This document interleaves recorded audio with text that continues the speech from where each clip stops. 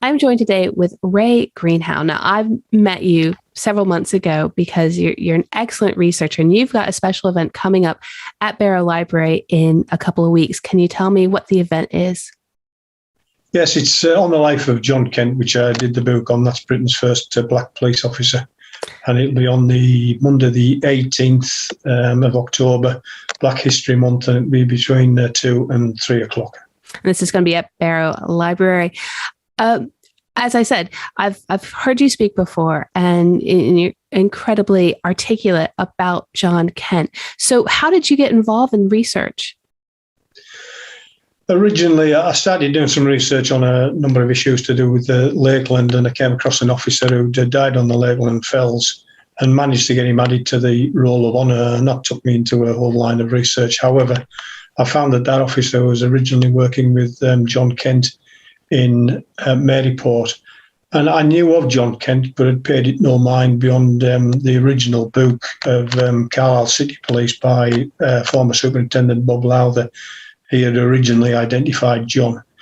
But I then, because it was Maryport and he was originally down as being a police officer in Carlisle, I decided to research John, and I thought it was time a full life history was done on John. What made John special? What was he the first of? He was the first black police officer. We look now when we thought that the first black officer was a Norwell Roberts that was in the Metropolitan in 1960, and that was a revelation in its own right. But here you had John Kent going back to 1835, beginning in Maryport.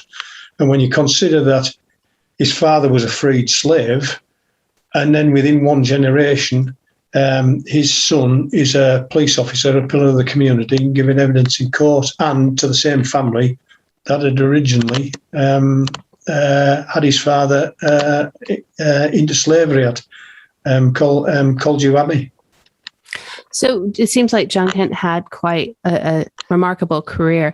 He started off as an officer in Maryport. What happened next?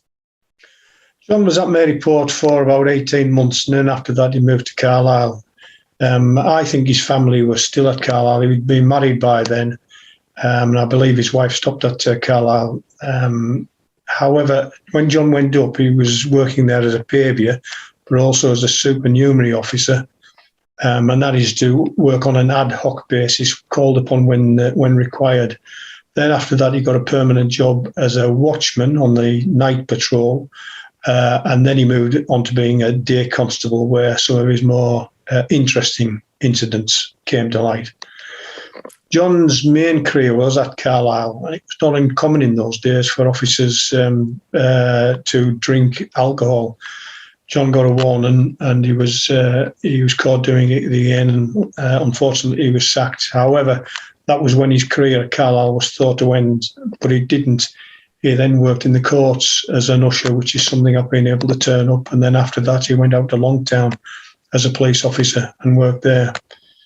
When we were talking before, you had called him a brave officer. What did you mean by that? There was a time, if I quote one incident, where John was faced with a pike, a knife and a blunderbuss, and both him and his colleague, and John sent his colleague back to the police station for assistance. So John was there facing all three of these individuals carrying these weapons. And John took one of them out and took the knife off him and dragged him down to the police station. That takes a brave man to do that. There were 3 occasions, actually, when John Kent faced a knife and dealt with all of those occasions on his own. He also worked on a number of riots in Carlisle as well. One of his colleagues was unfortunately killed, so it was a very serious election riot. So you actually have a personal connection to the police force. Was that part of what got you involved with finding this history? It was that original officer that died on the Fells. He came across an incident called Policeman Cragg, and being a former officer myself, I just wondered how it could be. But it was that research on that Policeman Cragg and a James Armstrong that I then found he was working with John. And I decided to switch from the one officer across to John Kent. I thought it was time that as full a knowledge as possible was done on Britain's first black police officer, because these are very relevant for these times as we try and encourage people from ethnic communities to join the place. And you've written a book?